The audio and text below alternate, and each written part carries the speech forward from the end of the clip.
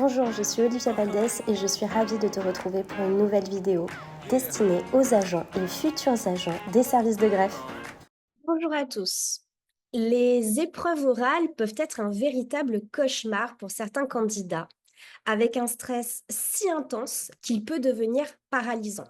Aujourd'hui, je vais vous partager l'histoire de Sophie. Alors, on a changé son prénom. C'est une candidate qui a vécu un stress de plein fouet, mais qui a su le transformer en force grâce à un travail adapté.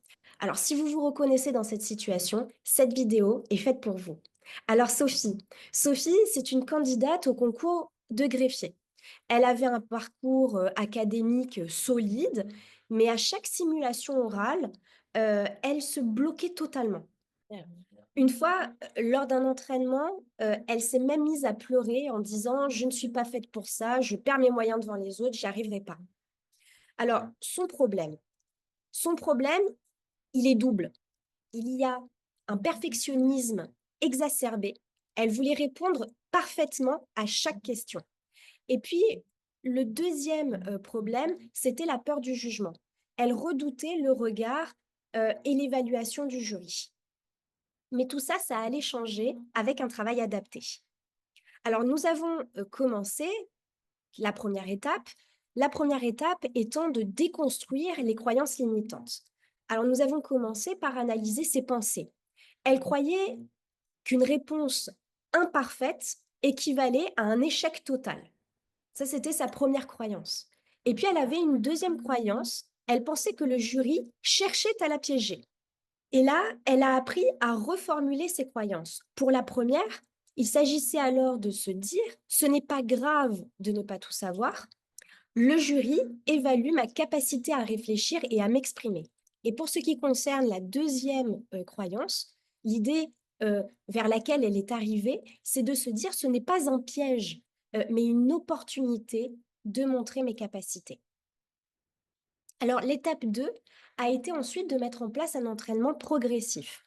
Au lieu de plonger Sophie directement dans des simulations complètes, nous sommes allés pas à pas. Dans un premier temps, nous avons fait des oraux pour répondre à des questions simples en tête à tête.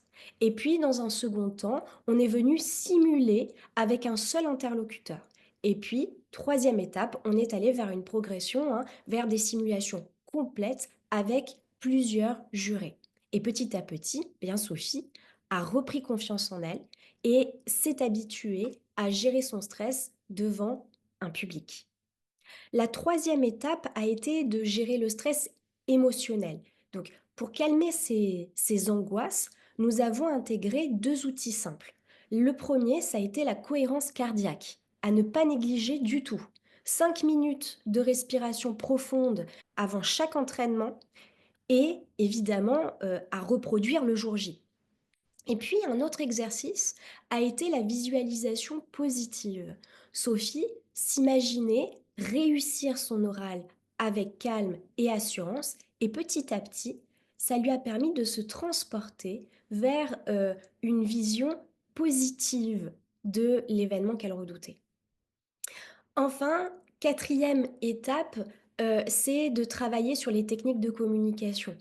On a travaillé sur la structure de ses réponses avec, des plans, heu, en tête à avoir.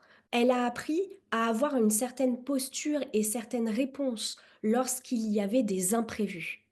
Et le jour J, eh bien Sophie est entrée dans la salle avec le cœur battant, mais elle a appliqué tout ce qu'elle avait appris. À un moment, elle m'a indiqué qu'elle avait eu un trou de mémoire. Et cette fois-ci, plutôt que de paniquer, elle a pris une respiration. Elle a regardé le jury et elle a utilisé les phrases clés que nous avions travaillées.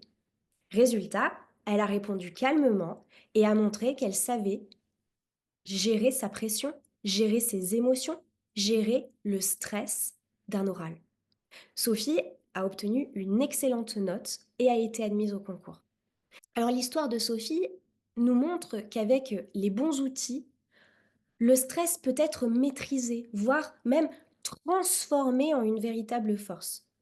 Si vous vous reconnaissez dans cette situation, souvenez-vous, le stress n'est pas votre ennemi. Il est là pour vous pousser à donner le meilleur de vous-même. Si cette vidéo vous a aidé ou inspiré, n'oubliez pas de liker, commenter et puis de vous abonner à la chaîne. C'est ce qui nous permet d'être soutenus. Et dites-moi en commentaire, eh bien, vous, quelles sont vos techniques pour gérer le stress à un oral? Merci de m'avoir suivi et à très bientôt pour de nouveaux conseils.